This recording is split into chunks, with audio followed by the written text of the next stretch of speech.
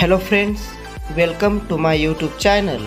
Today we are going to learn warming up and chit chat of unit number 2.3 Mark Twain from standard 9th subject English. Let's go start. First question, who is your favorite comedian?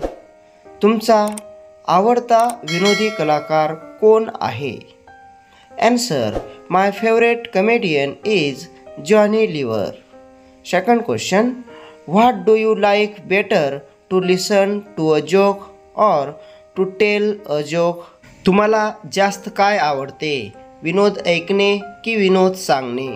Answer, I like to listen to a joke more than to tell a joke. Next question, do you like cartoon and cartoon films? Which one do you like best? तुम्हाला cartoon आणि cartoon चित्रपट आवडतात का? त्यापैकी तुम्हाला कोणते जास्त आवडते? Answer, yes, I like cartoons. My best cartoon is छोटा Bhim. Next question, quick thinkers, जलद विचार करणारे.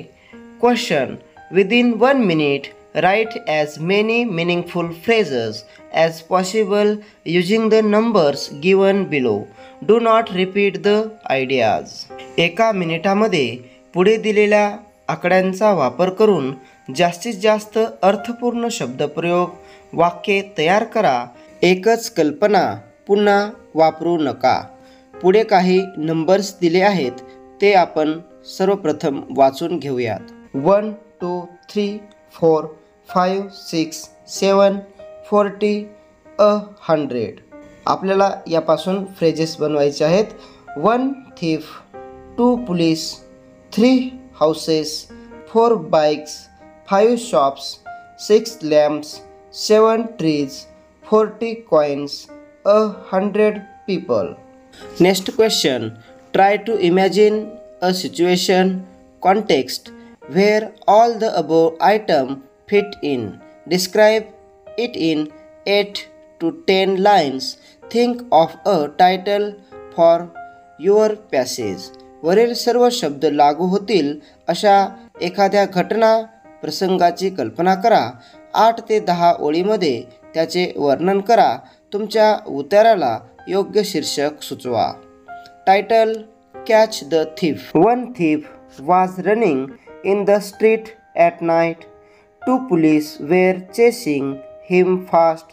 He passed by 3 houses and 4 bikes. The thief tried to hide near 5 shops, but 6 lamps were shining brightly, so everyone saw him. He ran behind 7 trees in the park. The thief had stolen 40 coins from a shop. Finally, the 2 police catch him in front of 100 people. All the people clapped for the brave police. Next question, try to draw a map incorporating your phrases in a meaningful way. तुमच्या वाक्यांशाचा अर्थपूर्ण अर्थाने समावेश करणारा नकाशा काढण्याचा प्रयत्न करा.